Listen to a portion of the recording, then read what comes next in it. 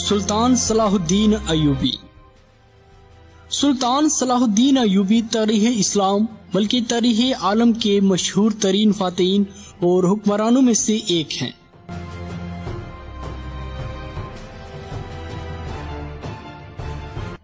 وہ 1138 میں موجودہ عراق کے شہر تکریت میں پیدا ہوئے۔ ان کی زیر قیادت ایوبی سلطنت نے مصر، شام، یمن، عراق، حجاز اور دیار بکر پر حکومت کی۔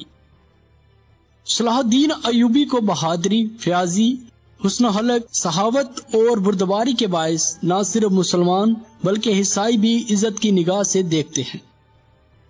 صلاح الدین کو فاتح بیت المقدس کہا جاتا ہے، جنہوں نے 1187 میں یورپ کی متحدہ افواج کو عبرتناک شکست دے کر بیت المقدس ان سے آزاد لیا تھا۔ شروع میں وہ سلطان نور الدین زنگی کے یہاں ایک فوجی افسر تھے۔ مصر فتح ہو جانے کے بعد صلاح الدین کو 1171 میں مصر کا حاکم مقرر کر دیا گیا۔ نور الدین زنگی کے انتقال کے بعد چونکہ اس کی کوئی لائق اولاد نہیں تھی، اس لیے صلاح الدین 1174 میں حکمرانی پر فائز ہوئے۔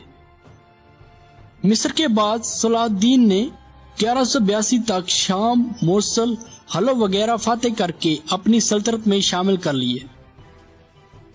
اس دوران صلیبی سردار رینالڈ کے ساتھ 4 سالہ معاہدہ صلح ہو چکا تھا، جس کی روح سے دونوں ایک دوسرے کی مدد کرنے کے پابند تھے، لیکن یہ معاہدہ محض کاغذی اور رسمی تھا۔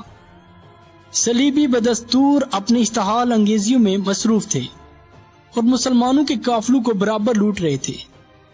حطین کی فتح کے بعد صلاح الدین نے بیت المقدس کی طرف رخ کیا۔ ایک ہفتہ تک خونریز جنگ کے بعد عیسائیوں نے ہتھیار ڈال دیے۔ بیت المقدس پورے 91 سال بعد دوبارہ مسلمانوں کے قبضے میں آیا اور تمام فلسطین میں مسیحی حکومت کا خاتمہ ہو گیا۔ پھر تقریباً 761 سال مسلسل مسلمانوں کا قبضہ رہا۔ بیت المقدس کی فتح صلاح الدین ایوبی کا عظیم الشان کارنامہ تھا۔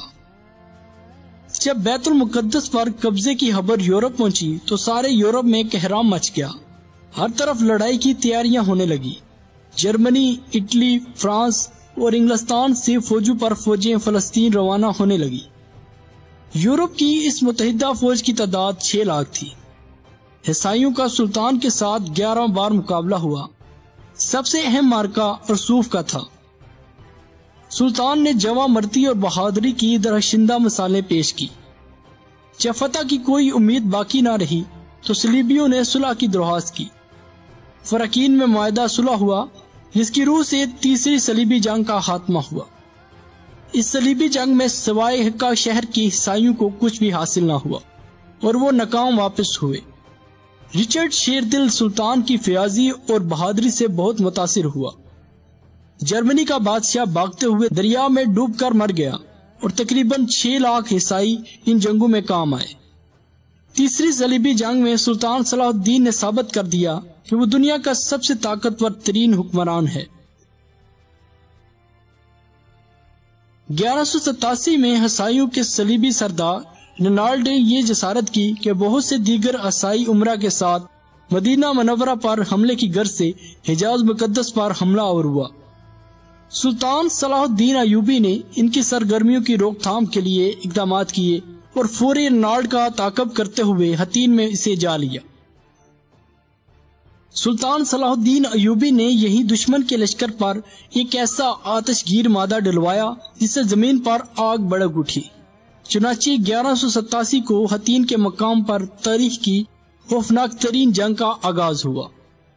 اس جنگ کے نتیجہ میں 30,000 عیسائی ہلاک ہوئے اور اتنے ہی قیدی بنا لیے گئے۔